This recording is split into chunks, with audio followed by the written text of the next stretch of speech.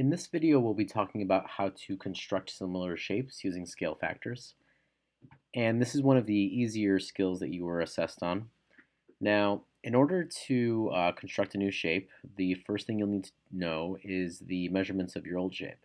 So our original shape right here is figure A, and I'm just going to label for myself that I know that this is 3 units because it's 1, 2, 3 wide, and it's 1, 2, 3, 4, 5, 6 units tall. Now here it says that the scale factor from figure A to figure B is 2. So this means that I'm multiplying both my length and my width by a scale factor of 2. So here I know that my width is 3. I'm going to multiply that by 2, and that'll give me a new width of 6 for figure B. Here I have a length of 6. I'm going to multiply that by a scale factor of 2, so 6 times 2 is going to be equal to 12. So when I draw my new scale figure, I have to make sure that I have these new dimensions.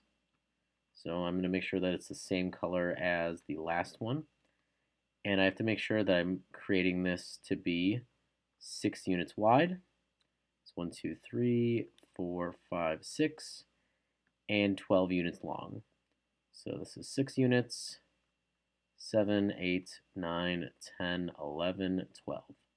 So here I have this being 1, 2, 3, 4, 5, 6. Oh, made it a little bit too big.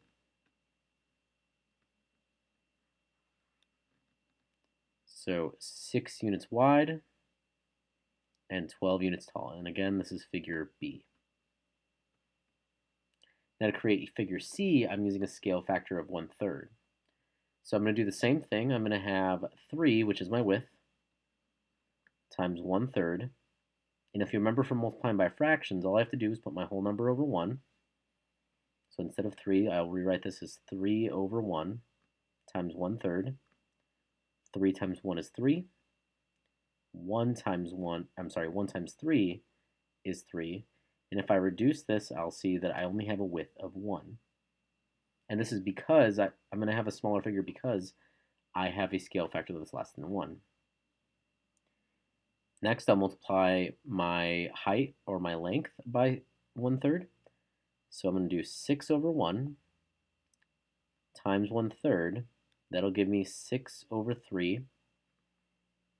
If I divide 6 over 3, I should get 2 units. So in this case, I will have a new shape, figure C, that will be 1 unit wide and 2 units tall. And figure C is similar to figure A.